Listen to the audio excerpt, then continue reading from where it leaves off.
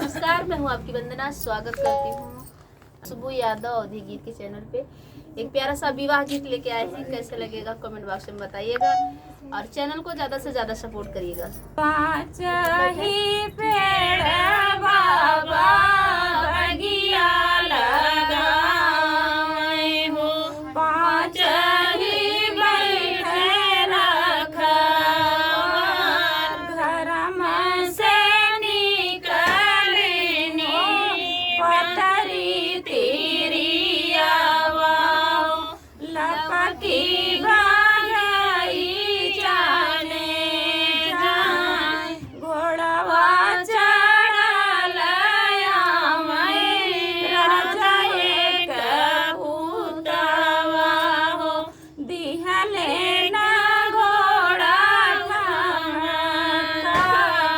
काऊ ही देखी रजवा, घोड़ा ठाना कवला हो, काऊ देखी गईला मूल जाए, दुबिया ही देखी रनिया, घोड़ा ठामा कवले हो, तो है देखी गईले मूल जाए, तो है जैसन रानिया हो, पावते हो रानिया हो, देते मैं जानी बाई ठाई, तो है जैसन रानिया मैं पावते हो रानिया हो, लेते मैं जांग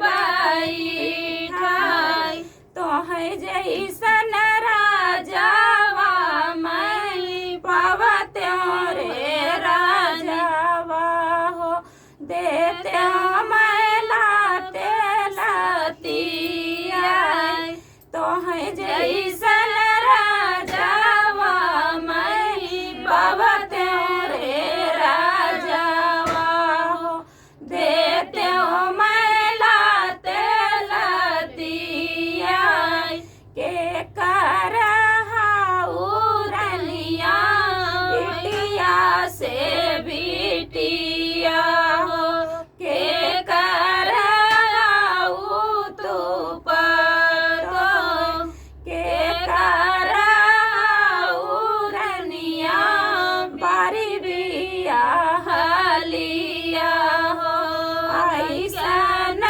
देहलू जवा, राजा जनक जी के बिटिया से बिटिया हो, राजा दशरथ के पतो, राम रघुबर जी के बारी दिया हलिया हो, ऐसा न देहली जवा, इतना बचन जब सुन लेन राजवा हो, धलपकी के धारे दाहिन बाँ, छोड़हू रजवा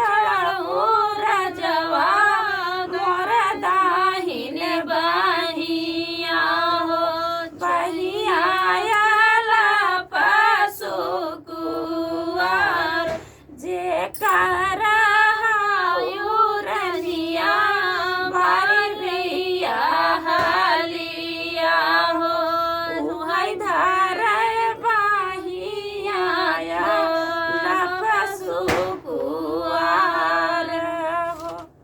तो फ्रेंड, ये था बेटी विवाह गीत। आप लोगों को कैसा लगा कमेंट बॉक्स में बताना। ठीक है, बाय बाय दोस्तों।